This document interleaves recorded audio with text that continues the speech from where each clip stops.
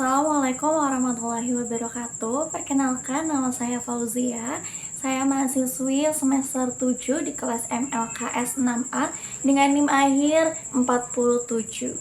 Saat ini saya akan menjelaskan materi mengenai lembaga pembiayaan syariah dengan tema analisis kelayakan pembiayaan. Jadi, seperti yang kita ketahui ya, dalam pembiayaan itu pihak-pihak peminjam diharuskan nih untuk mengembalikan dana pinjaman tersebut dalam jangka waktu tertentu yang telah ditentukan dengan ditambah imbalan ataupun bagi hasilnya. Nah, salah satu fungsi dari produk bank adalah untuk memberikan fasilitas berupa pendanaan untuk memenuhi kebutuhan pihak-pihak yang membutuhkan pembiayaan.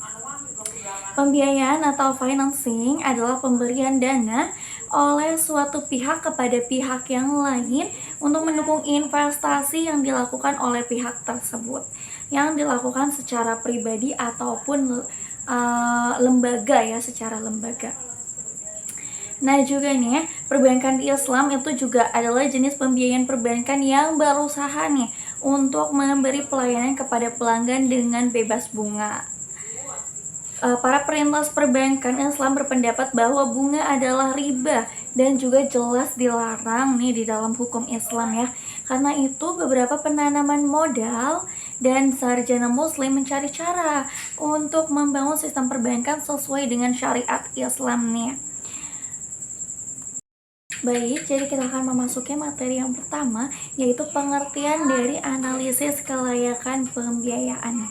Nah, menurut Kazmir, lebih mendalam ya tentang suatu bisnis untuk menentukan apakah hal tersebut layak untuk dilakukan dan juga seberapa besar nih keuntungan ataupun kerugiannya yang nanti akan dihasilkan.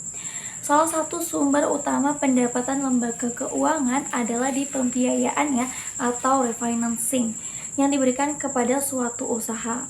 Namun, selain mendapatkan keuntungan, pembiayaan juga berfungsi pembiayaan juga memiliki tingkat resiko nih yang berbeda nih dan dapat mengganggu likuiditas ataupun keuangan perusahaan. Nah, proses pembiayaan yang sehat itu adalah komponen penting ya dalam perbankan syariah karena berkaitan dengan investasi yang halal dan juga baik nih, serta menghasilkan keuntungan yang sesuai dengan harapan atau bahkan lebih dari apa yang kita harapkan. Nah, dalam bank syariah juga ya, sama, ini juga berdampak pada kondisi bank yang sehat serta meningkatkan kinerja sektor real yang dibiayai. Nah, dalam melakukan analisis pembiayaan, bank itu berguna untuk mencegah nih kemungkinan adanya default ya atau kerugian ya oleh nasabah secara dini. Analisis pembiayaan merupakan salah satu faktor yang sangat penting nih bagi bank dalam mengambil keputusan untuk menyetujui atau menolak permohonan pembiayaan. Karena analisis yang tepat itu akan menghasilkan keputusan yang tepat pula. Analisis pembiayaan juga dapat digunakan sebagai acuan bagi bank syariah untuk meyakini kelayakan pemohon pembiayaan yang diajukan. Nah, analisis pembiayaan ini dilakukan dengan tujuan untuk menunjukkan kepada manajemen bahwa nasabah memiliki kemampuan dan juga keinginan untuk memenuhi kewajibannya nih bank secara efektif. Terus tujuan lain juga dari analisis pembiayaan adalah untuk mendapatkan gambaran ya yang jelas nih dan juga objektif nih tentang kondisi nasabah yang akan dibiayai sehingga akan diberikan rekomendasi yang benar dan juga efektif. Jadi seperti itu ya pengertian dari analisis kelayakan pembiayaan. Nah, ada prinsip yang sangat penting nih untuk kita analisis gitu ya, untuk kita jadikan acuan nih, yaitu prinsip 5C ya. Yang pertama itu adalah karakter. Artinya Karakter itu menunjukkan karakter si calon nasabah tersebut nih. Apakah si nasabah tersebut mempunyai keinginan ataupun kemauan untuk melunasi pembiayaannya di bank, seperti itu ya. Jadi kita akan menilai nih karakter si calon nasabah nih, apakah nantinya karakter dia akan mempengaruhi nih bagaimana kualitas pembiayaannya. Nah, yang berikutnya yaitu adalah kapital ya saya. Nah, kapital ini artinya itu modal ya. Jadi ada modal yang harus disertakan di dalam pembiayaan. Untuk hal ini tuh penting ya dilakukan untuk menganalisis jumlah modal yang dimiliki oleh nasabah dalam proyek nih atau rancangan usaha ke depannya. Dan yang ketiga, 3C berikutnya yaitu adalah capacity. Capacity ini merupakan penilaian kemampuan calon nasabah dalam bidang usahanya dan juga kemampuan manajemen nasabah pembiayaan yang dilakukan agar bank tuh yakin bahwa usaha yang akan diberikan pembiayaan tersebut dapat dikelola oleh orang-orang yang tepat. Selain dari capacity, yang keempat itu ada namanya condition. Condition itu merupakan kondisi ekonomi dari si nasabah nih.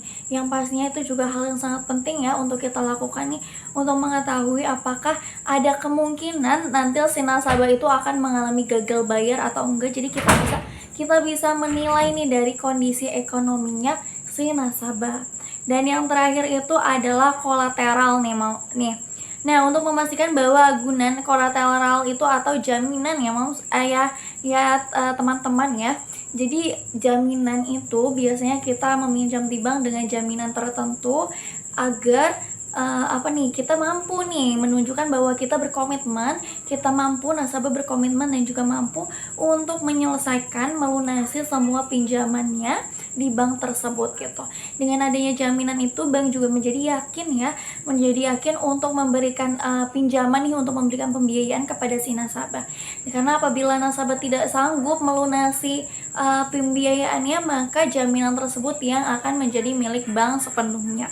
Seperti itu tadi prinsip 5C ya. Nah, yang berikutnya itu ada pengertian pembiayaan nih. Jadi menurut Ismail, pembiayaan adalah cara bank syariah nih memberikan dana kepada pihak lain yang tidak beroperasi sesuai dengan prinsip syariah. Lalu pembiayaan juga dikenal sebagai financing ya, adalah dana yang diberikan oleh suatu pihak kepada pihak lain untuk mendukung investasi yang telah direncanakan. Nah, berikutnya itu ada jenis-jenis pembiayaan. Jadi pembiayaan yang menurut sifat penggunaan pembiayaan dapat dibagi menjadi dua hal. Yang pertama itu ada pembiayaan produktif. Pembiayaan produktif ini artinya pembiayaan yang diajukan untuk memenuhi kebutuhan produktif nih dalam arti yang luas, yaitu untuk meningkatkan usaha, baik untuk usaha produksi ataupun perdagangan maupun investasi. Nah, yang berikutnya jenis yang kedua itu ada pembiayaan konsumtif nih, yaitu pembiayaan yang digunakan untuk memenuhi kebutuhan konsumsi nih yang akan habis untuk memenuhi kebutuhan. Nah, selain itu ya, dan yang terakhir ada nih tujuan dari analisis pembiayaan.